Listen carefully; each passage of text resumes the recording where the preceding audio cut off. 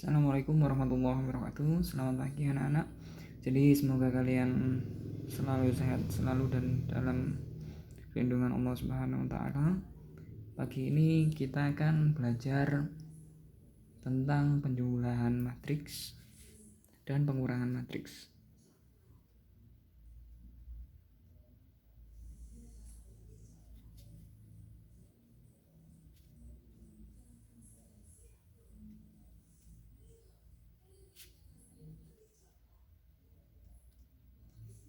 Oke, nanti kalau sempat kita tambah dengan perkalian matriks dengan bilangan skalar atau bilangan konstanta.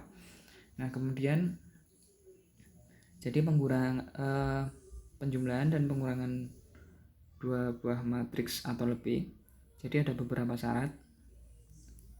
Ada satu syarat yang paling penting untuk penjumlahan dan pengurangan matriks itu adalah ordonya harus sama. Ordo itu apa? Ordo itu adalah ukuran dari sebuah matriks, banyaknya baris dan banyaknya kolom. Jadi dua matriks yang ordonya sama baru bisa dijumlahkan. Jadi kalau misalnya ada matriks A, anggotanya A1, A2, A3, A4, dan ada matriks B, B1, B2, B3, B4, maka kalau ada A ditambah B, ini A dan B kan ordonya sama, 2 kali 2 ini juga 2 kali 2, itu bisa dijumlahkan. Hasil penjumlahannya adalah A1 plus B1, A2 plus B2, A3 plus B3, dan A4 plus B4. Jadi hasil penjumlahannya seperti itu. Ditambahkan elemen-elemen yang seletak. Ini seletak dengan ini namanya seletak. Itu namanya seletak. Contoh, saya punya matriks A, elemennya 1, 2, 0, 1. Saya punya matriks B, elemennya 1, 1, 2, 0.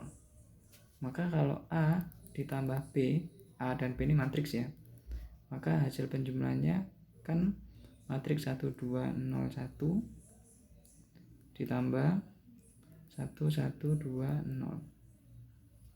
Maka hasil penjumlahannya yang seletak dijumlahkan 1 tambah 1, 2 tambah 1, 0 tambah 2, 1 tambah 0. Sehingga hasil penjumlahannya adalah 2, 3, 2, 1. Ini hasil penjumlahannya.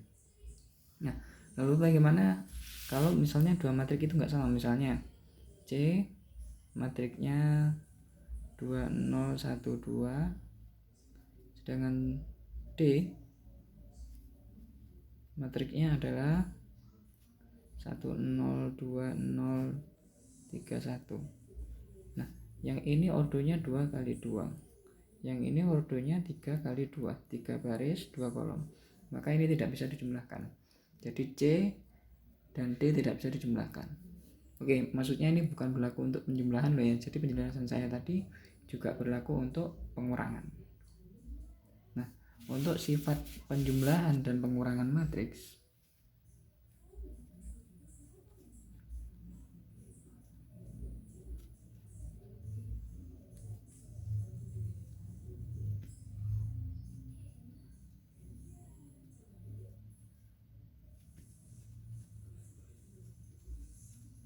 oke, yang pertama, sifat dari penjumlahan dan pengurangan kedua matriks itu ada komutatif. Komutatif itu apa?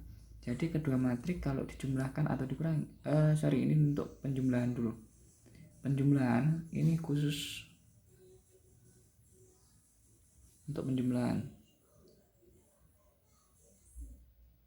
Untuk pengurangan nggak berlaku. Komutatif itu maksudnya bisa dibolak-balik. Jadi A ditambah B, maka nilainya akan sama B ditambah A. Ini khusus untuk penjumlahan. Kemudian yang kedua ada sifat asosiatif. Asosiatif itu maksudnya gimana? Jadi misalnya gini, ada matriks A ditambah matriks B, kemudian hasilnya ditambahkan dengan matriks C. itu akan sama hasilnya dengan A ditambah B ditambah C dulu dikerjakan baru ditambahkan A, maka hasilnya akan sama aja. Itu yang disebut asosiatif. Kemudian yang ketiga ada identitas penjumlahan. Penjumlahan maksudnya identitas penjumlahan dan pengurangan. Ini berlaku untuk penjumlahan dan pengurangan ya. Yang ini aja yang untuk penjumlahan. Identitas penjumlahan dan pengurangan yaitu matriks 0. Matriks 0 itu jadi semua elemennya adalah 0. Ini kalau matriksnya 2 kali 2. Kalau matriksnya 3 kali 3 maka 0 0 0 0. Intinya semua elemennya adalah 0. Kemudian yang keempat ada namanya inverse. Jadi matriks inverse itu adalah kebalikan dari matriks itu sendiri. Jadi misalkan matriks A, maka inverse dari matriks A itu adalah min A. Kenapa inverse-nya min A? Karena di sini kalau A ditambah min A plus min jadi min, maka hasilnya 0. 0 ini adalah identitas. Jadi sesuatu yang menghasilkan identitas itu disebut inverse. Kemudian yang kelima ada transpose. Jadi untuk sifat transpose kemarin sudah saya jelaskan tentang transpose. Jadi transpose itu baris jadi kolom dan kolom itu jadi baris. Jadi misalkan A ditambah B kemudian hasilnya ditranspose, maka itu akan sama aja hasilnya dengan A ditranspose dulu kemudian ditambah dengan B ditranspose. Itu untuk sifat-sifat penjumlahan dan perkalian matriks. Jadi berikutnya ada perkalian matriks dengan skalar.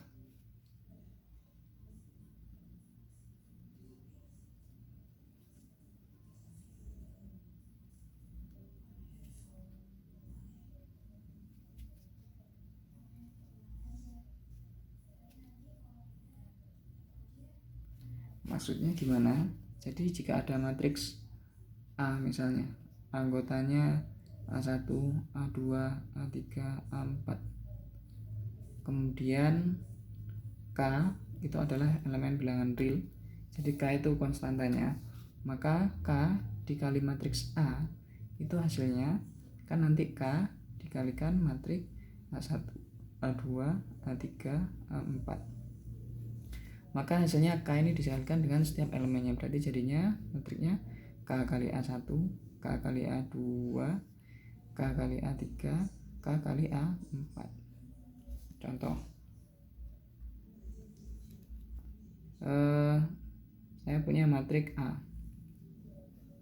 1, 2, 0, 3. Kemudian kalau misalnya ditanyakan 5A, maka hasilnya adalah 5 dikalikan 1, 2, 0, 3. Dan hasilnya 5 kali 1, 5. 5 kali 2, 10. 5 kali 0, 0. 5 kali 3, 15. Oke, itu materi pembelajaran kita hari ini. Silakan diperhatikan dan dipelajari. Semoga dimudahkan dalam menuntut ilmu. Terima kasih atas perhatiannya. Wassalamualaikum warahmatullahi wabarakatuh.